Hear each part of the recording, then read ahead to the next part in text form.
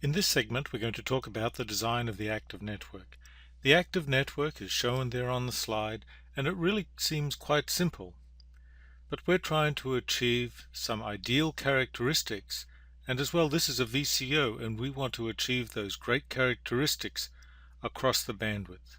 So one thing we want to do is we want to create an oscillator that has the same oscillation amplitude as the tuning voltage is varied. So the magic of circuit design is to be able to achieve multiple objectives using a fairly simple topology. The circuit we have here is based on that fairly simple common base Colpitts oscillator, where LB provides the feedback between the output, which is at the collector of the BJT, and the input, which is at the emitter of the BJT. The resonator shown here is a simple LC parallel circuit, and we need to modify this a little bit to minimize loss, for example by replacing that inductor by a transmission line. And we're going to replace the capacitor shown here as a tunable capacitor by a semiconductor varactor diode. Some of the ideal characteristics we want a particular shape of the conductance versus amplitude. Now ideally in the resonator network we don't want anything to change as the amplitude of the oscillation signal changes. And that amplitude changes, of course, because at small signal, when we just have noise in our circuit, we want oscillation to initiate. And then as the amplitude of the oscillation becomes larger, we want the negative conductance to reduce in magnitude until stable oscillation is obtained when GR is equal to minus GD. So that is a nice characteristic. The circuit will saturate provided that we use a particular oscillator topology, in this case a conductant one-port reflection oscillator. We also want some ideal characteristics for the susceptance. From a simple perspective, we would like the frequency of oscillation to be solely determined by the resonator network, so that BR, the susceptance of the resonator network, varies with frequency, and BD, the susceptance of the active device, is flat with respect to frequency. Now we will not achieve that. We cannot achieve a flat active device susceptance with respect to frequency. For one, our feedback element, the LB here, is going to have an impedance, or an admittance if you like, that will vary with frequency. So the amount of feedback that we're introducing in our circuit will change with frequency. So for sure, BD will change with respect to frequency. We just want to make sure that we can control it. Focusing on the active device, there is an admittance looking into the active device, and for this active device we would like BD to be independent of amplitude.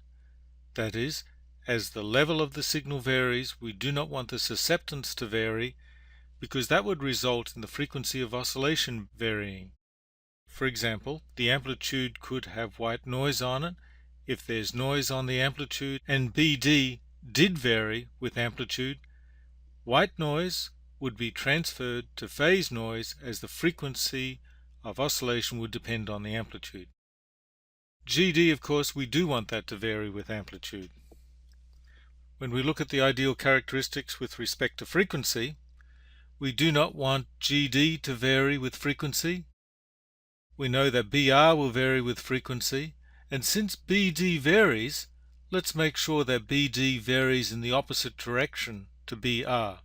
So curve A is our ideal, but in fact curve B, which we can achieve in practice, is even better than curve A, because the frequency of oscillation, which is determined by when BD and BR cross, is going to be more precisely determined.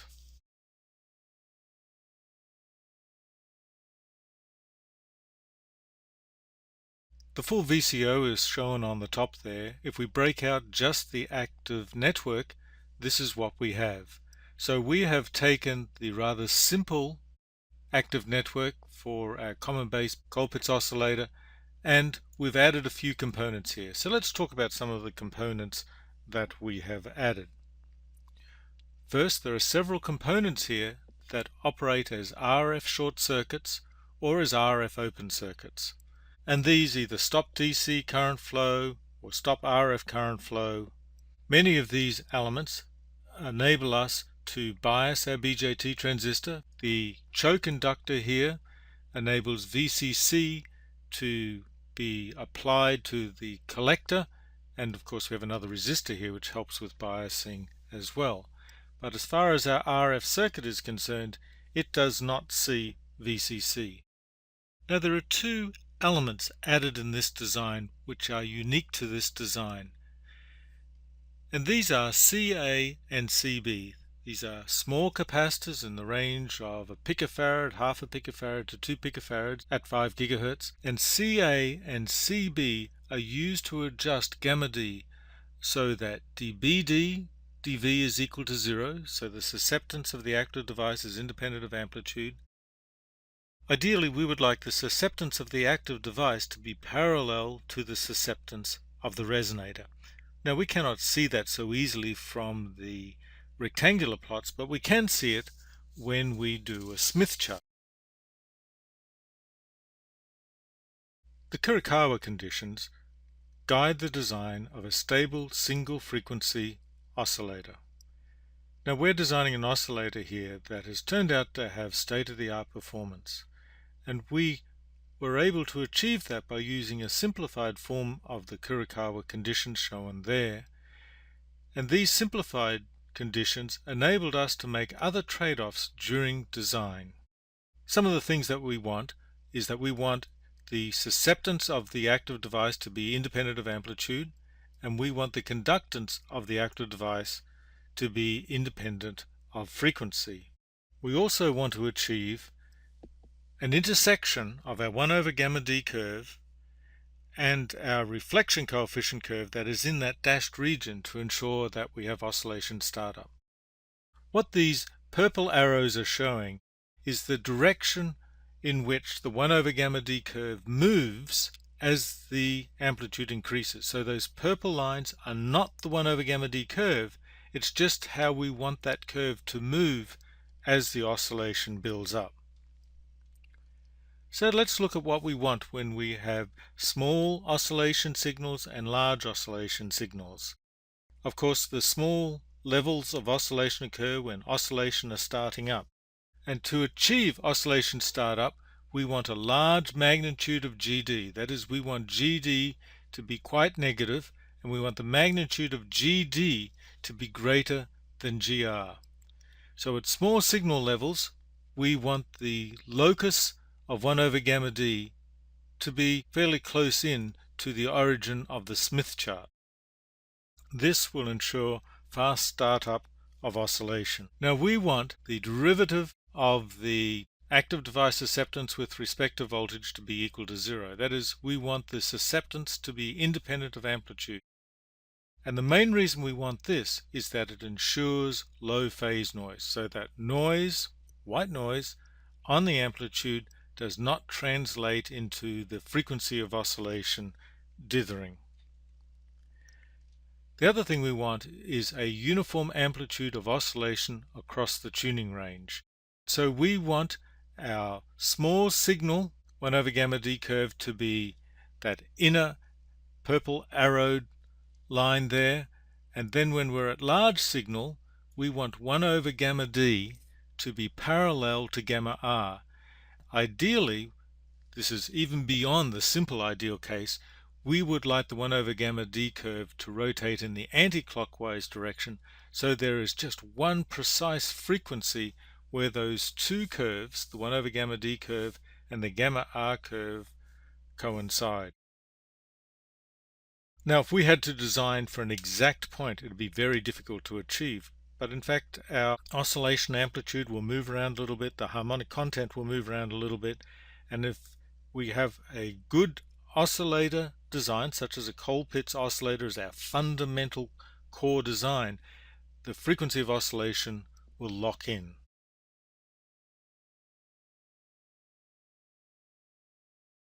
Here are several 1 over gamma d loci for different values of Ca and Cb. What this is showing is that we can change Ca and Cb, and we're allowing the values to be 0 picofarads or 0.5 picofarads. So what this is showing is that by varying Ca and Cb, we can change the shape of the 1 over gamma d curve. So let's talk about some of these curves in particular. First of all, let's talk about the Cc curve. Now the Cc curve is when Ca is equal to 0 and Cb is equal to 0.5 picofarads. Ca was the capacitance between the emitter and the base that we added. It wasn't part of the standard common base Colpitts oscillator design. We added that to compensate for largely the effect of that base feedback inductor, because that varied with frequency. Cb was the capacitance at the collector. So these are two elements that we've added. Or in this case, in the Cc curve, Ca is equal to 0, so we didn't add it, and we added Cb. Now, if you look at this characteristic, it really looks quite good, doesn't it? The 1 over gamma d curve between that cross region there and this cross region there, 1 over gamma d is closely parallel to gamma r. The red locus there is the reflection coefficient looking into the resonator when it's tuned to 3 volts, and it looks fairly good. But you know what, there's a problem here, because this is the small signal 1 over gamma d. So while we could have oscillation, the level of the oscillation is going to be very low. This locus cannot move further out to the right. Oscillation cannot exist out there. Now let's look at another curve, BB. Well, it turns out that BB is the design that we end up with. In BB, we have Ca and Cb both equal to 0.5 picofarads. As oscillation builds up, that BB curve will move to the right and become closer and closer to gamma r when the oscillation is built up to its final strength level. But there are some other possibilities. Let's look at this possibility here, AA. AA is the curve we have for 1 over gamma d when Ca is equal to 0.5 picofarads and Cb is 0, so it hasn't been added to the circuit. And there is an interesting thing that occurs here. We have several places where we cross the gamma r curve. We cross here at the bottom, we cross here, we cross here, and we cross here. Now we need to talk about this in a little bit more detail. We're designing an oscillator here at 5 gigahertz, and anytime you design an oscillator at several gigahertz or higher, you have the chance of having multiple crossovers of the 1 over gamma d curve and the gamma r curve. Our resonator network is not a simple parallel LC circuit. There's a lot more going on there. There are a lot of parasitics, and those extra parasitics can result in, one, this extra resonance that's showing here. But even if the resonator was just a simple loop, our 1 over gamma d curve can intersect the gamma r curve in several places, and that is largely because of the parasitics that are in the active network.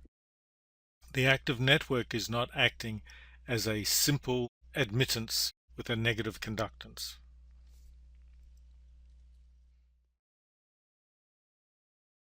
First of all, let's look at what happens when the oscillation amplitude increases. At small signal, and this is our final design, the 1 over gamma d curve is the BB curve that we had in the previous slide, and this is the locus of 1 over gamma d when Ca is 0.5 picofarads and Cb is 0.5 picofarads. Now this is 1 over gamma d at small signal, such as we would have if we had a small noise signal and oscillation is just beginning. Now, as oscillation builds up, we see that the locus of 1 over gamma d moves to the right. Now, this is the ideal situation that we would like. We would like the final 1 over gamma d curve to be parallel to our gamma r curve. Now, we cannot simulate this accurately enough and we cannot measure it accurately enough. We have to keep in mind that this is what we want, and we need to provide enough flexibility in our design that we can vary elements at the bench so that we can tune our oscillator so that we get our final result. Now, we've seen already that there are some elements in the resonator network that enable tuning, and in our active network we have CA and CB, which are lumped element capacitors, but they can be swapped in and out for other values to optimize our design. So keep in mind where we want to go. We cannot be sure that this is exactly how our circuit will behave, but we have enough things to vary that if our design is good enough, that is what we will obtain. Now let's get back to this issue of multiple crossings and see what we have. We have 1 over gamma d here. This 1 over gamma d is the locus of 1 over gamma d when Ca is equal to 0.5 picofarads and without Cb. So this end of the 1 over gamma d curve is at 3 gigahertz. The other end is at 6 gigahertz. Looking at the locus of the reflection coefficient of our resonator, the big resonance here starts at 4 gigahertz and finishes around about 5 gigahertz, or maybe a little bit after 5 gigahertz. We're hoping that the intersection will occur in that region because then we'd have a classic Colpitts oscillator. We want, ideally, to have a single intersection. So what happens when we have multiple intersections? Well, we cannot be sure what happens because the frequencies have to adjust as well. But in this design, this is what we obtained. So when we finally built up our oscillator and we measured the performance of our circuit, we obtained a spectrum which showed that we had oscillations occurring at several frequencies simultaneously. So clearly, this dashed curve for 1 over gamma d with particular values of Ca and Cb is not what we want. We end up having this parasitic resonance simply because our resonator network has many elements in it. But even without this inner resonance here, we have a crossover here and a crossover up the top here. We could still achieve multiple oscillation, but the main culprit is going to be in this region here. Now, oscillation has built up here. We have harmonic content and things are a lot more complex than we're simply showing here. We find that when we're designing microwave oscillators, that the right approach is to design a basic circuit which has roughly the right characteristics, but with enough flexibility and replaceable elements or tunable elements so that when we're sitting at the bench, when our worker is sitting at the bench and tuning our design, they can make the adjustments to get a good, well-performing oscillator. We have to do that with amplifiers as well. On the top left here is the complete VCO. On the right, I have broken out the resonator network, and this is the schematic of a resonator network. So let's just talk a little bit about the layout of this circuit. Looking at the full VCO design, there is a connection right here. These elements down here are some elements that we've added just to make sure that our circuit operates independent of the load. So let's just talk about what's happening with these extra elements. So focusing on the bottom right hand corner there, we have an output. So here is V out. Our output point is right here, right there. We follow it by an attenuator. This is a pi attenuator. In fact, it would be easier if we looked at this right hand diagram here. So here is our pi attenuator.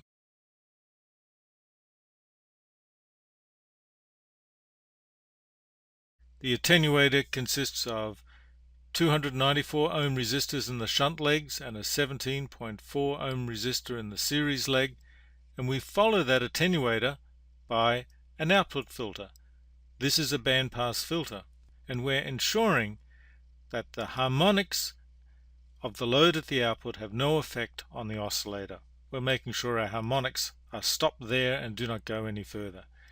The output, we would like to drive a 50 ohm resistor, and if we say that we're designing a VCO that's designed to drive a 50 ohm load, we can be pretty sure that we're going to be presented with a 50 ohm load. V out is that point there. Here is gamma D. That's where we can measure gamma D, and this node there is the connection between our resonator network and the active device network. So we have a capacitor and a resistor here. This capacitor, this 10 picofarad capacitor, that 10 picofarad capacitor is just this capacitor down here. The resistor down here is used for biasing. It's a 47.5 ohm resistor.